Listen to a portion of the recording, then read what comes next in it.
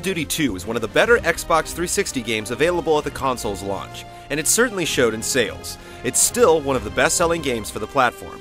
Realizing the sales potential of the series, Activision has instituted a platoon approach in developing the games. While Infinity Ward developed last year's game, this time around Treyarch is taking up the battle with Call of Duty 3.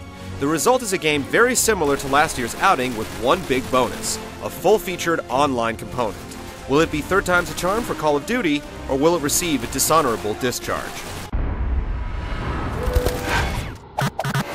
World War II is an amazing story in its own right, and an experience that many people hope humanity will never have to endure ever again. Even after all these years, animosity towards the Nazis has not waned one bit, which makes them the perfect villains for video games. But at the same time, there have probably been 100 games based on the war, and at this point, the well is finally beginning to run dry. You need no further evidence of this than Call of Duty 3. The game picks up after the landing at Normandy and focuses on various Allied forces as they attempt to run the vile Nazis out of Paris. The game jumps around from country to country without committing too much time to any specific military force. One minute you're playing a Canadian soldier, and the next you're bumping elbows with Scottish infantry with suspect voice work. Speak bloody English for Christ's sake! Along the way, you'll get the typical wartime stereotypes. The soldier who doesn't want to fight, the guy who hates working with the other countries, and so forth. While it's great to get 4 different perspectives of the war, you never spend enough time in the standard issue boots of any one soldier to build a bond with them. So what you end up with is a mix of convoluted missions and people that rarely have anything to do with each other. It makes it difficult to care. If you played Call of Duty 2, then Part 3 isn't going to be some life-changing revelation.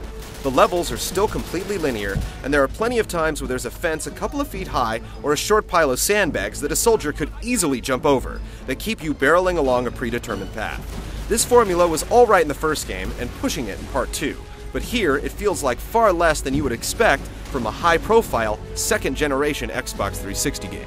As you run through the linear levels, there's plenty of cover available to protect your hide, but some of the objects have no collision detection whatsoever, meaning you can get shot even when you're safely tucked behind an object. With no cover system in the game, it can be clunky ducking out from behind various objects to pop off some shots, but luckily, the Nazis rarely get close enough to make it a huge issue. As you might guess, Call of Duty 3 is a history lesson on World War II weapons. This is one aspect of playing as 4 different countries that actually helps the game, as you'll get your hands on all the guns they used during the conflict. Firing without looking down the barrel can be effective at close range with the right weapon, but more times than not, you're going to have to look down the sights to line up a shot. This is where you really appreciate the different armaments, as each has a different peep sight, range, and accuracy. It's incredibly realistic, and you'll undoubtedly fall in love with a few of them, just in time for them to be taken away as you assume control of a new country.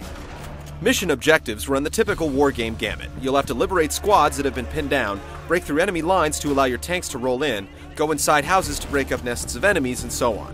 You'll also jump behind the wheel of a jeep and act as a spotter for a tank, but these are all things that have been done many times before.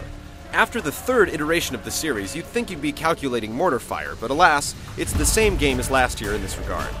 The single-player quest will take you around 10 hours to complete, and on the default difficulty setting, the Nazis offer up little resistance.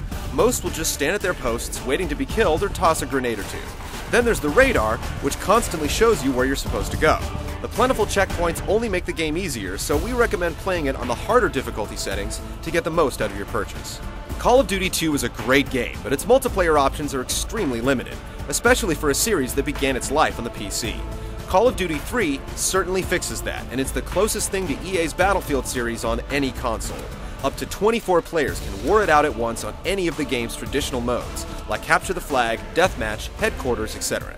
There are no new earth-shattering modes here, but just getting that many players on a map at once, without the frame rate taking a nosedive, is an accomplishment. In addition to the traditional on-foot infantry play, you can hop into tanks, jeeps, and motorcycles and speed up the conflict. There's also a variety of character classes to choose from that ensure that there's a role to play for every type of person. Overall, the multiplayer options are impressive for a PC game, and absolutely astounding for a console shooter. Call of Duty 3 hits the status quo in just about every respect, except for the multiplayer, where it exceeds it.